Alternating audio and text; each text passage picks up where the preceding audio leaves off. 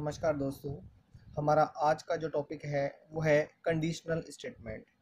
ये conditional statement basically 8 प्रकार के होते हैं, जिसमें से फर्स्ट है if else, nested if, ladder if, switch, break, continue, go to, exit.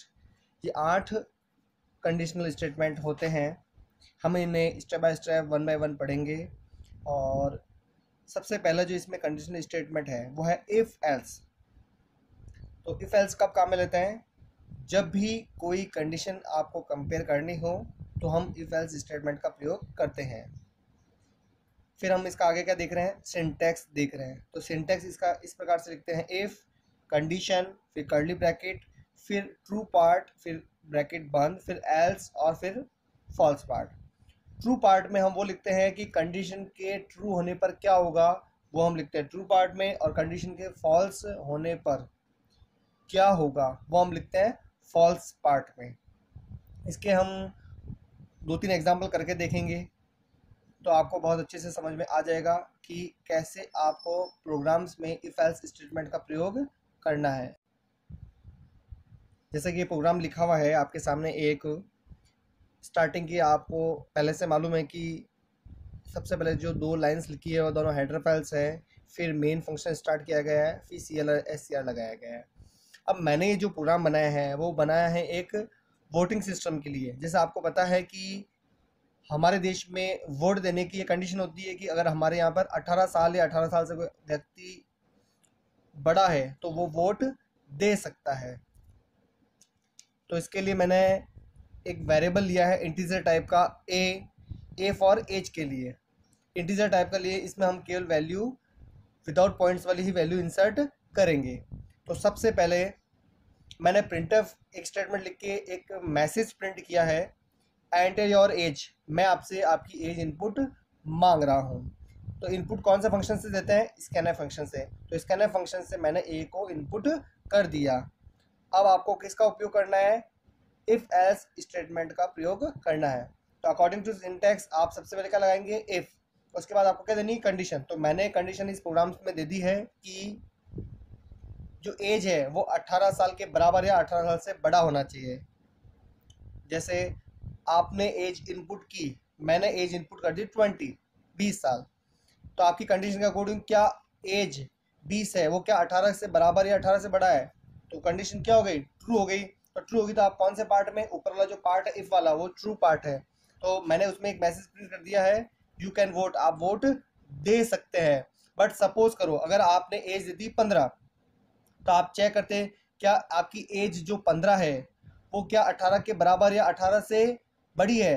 तो इस केस में क्या हो जाएगा? आपकी कंडीशन क्या हो जाती? फॉल्स। तो आप सीधे कहाँ आए थे? एल्स पार्ट में। और आप एल्स पार्ट में मैंने एक मैसेज प्रिंट कर दिया, यू कांट वोट, आप वोट नहीं दे सकते क्योंकि आपकी एज 18 के बराबर या 18 साल से बड़े नहीं हो। इस प्रकार से आपको मैं और एक और एग्जाम्पल करवाता हूँ।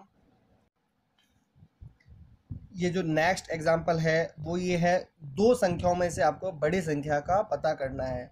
और कौन सी स्टेटमेंट का प्रयोग करना है आपको? इफ एल्स कंडीशन स्टेटमेंट का उपयोग आपको करना है। तो वैसे ही सिमिलरली स्टार्टिंग की जैसे हेडर फाइल्स है, मेन फंक्शन है, वो आपको अच्छे से मालूम है, मुझे बार बार रिपीट करने की आवश्यकता नहीं है।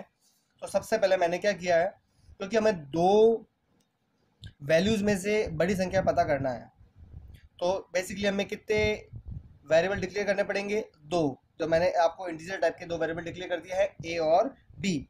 फिर मैंने प्रिंटफ स्टेटमेंट के अंदर एक मैसेज प्रिंट कर दिया है, enter value of A and B. अब मैं आपसे ए और बी की वैल्यू इनपुट मांग रहा हूँ। तो आप इनपुट वैल्यू किससे देते हैं? स्कैनफ फंक्शन से। तो आप देख रहे होंगे स्कैनफ फंक्शन से मैंने ए और बी 2 स्टेटमेंट काम में लिए, 2 स्कैनफ, एक बार ए की वैल्यू इनपुट के लिए और एक बार बी की वैल्यू इनपुट के लिए। अब मैं आगे किसका प्रयोग कर रहा हूँ? कंडीशनल स्टेटमेंट एल्स इफ का प्रयोग कर रहा हूँ। तो मैंने इफ लगाया, फिर मैंने कंडीशन क्या दी? ए ग्रेटर देन बी। मुझे चेक करना है क्या ए बी से बड़ा है क्या। सपोज करो जैसे मैं अगर ए की वैल्यू ले लेता हूँ 5, बी की वैल्यू ले लेता हूँ 2, तो आप चेक करेंगे कि क्या ए की वैल्यू बी से बड़ी है?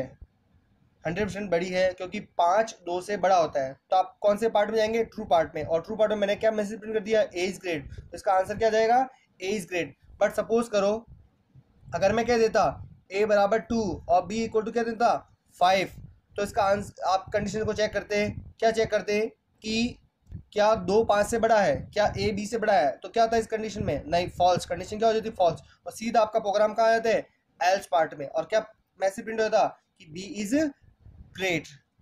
इस प्रकार से अगर आपको मैं कहूँ कि मुझे दो संख्या में से छोटी संख्या ज्ञात करने का प्रोग्राम बनाना हो, किसका बात कराना हो, दो संख्याओं में से छोटी संख्या ज्ञात करने हेतु प्रोग्राम बनाना हो, तो इसमें हम छोटा छोटा सा चेंज करेंगे, माइनर सा, और आपका दो संख्याओं में से छोटी संख्या ज्ञात करने का प्रोग्राम बन जाएगा।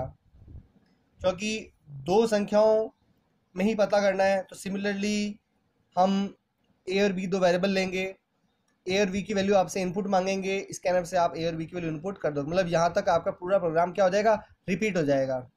चेंज कहाँ आएगा, यहाँ आप ग्रेटर देन की जगह कर दोगे स्मॉल, फिर आप कंडीशन क्या चेक करोगे, क्या ए बी से छोटा है क्या, तो आप इसके लिए आते हैं, क्या ए बी, अभी यही सेम वैल्यू लेते हैं 5 और 2, और अपन यहाँ क्या कर देंगे, यहाँ स्मॉल कर देंगे, और यहाँ क्या कर देंगे स्मॉल कर देंगे। आप कंडीशन चेक करो, क्या ए बी से स्मॉल है क्या, तो क्या हो जाएगी कंडीशन, क्या हो जाएगी फॉल्स, और सीधा प्रोग्राम क्या देगा यहाँ पर, और क्या देगा बी इज स्मॉल।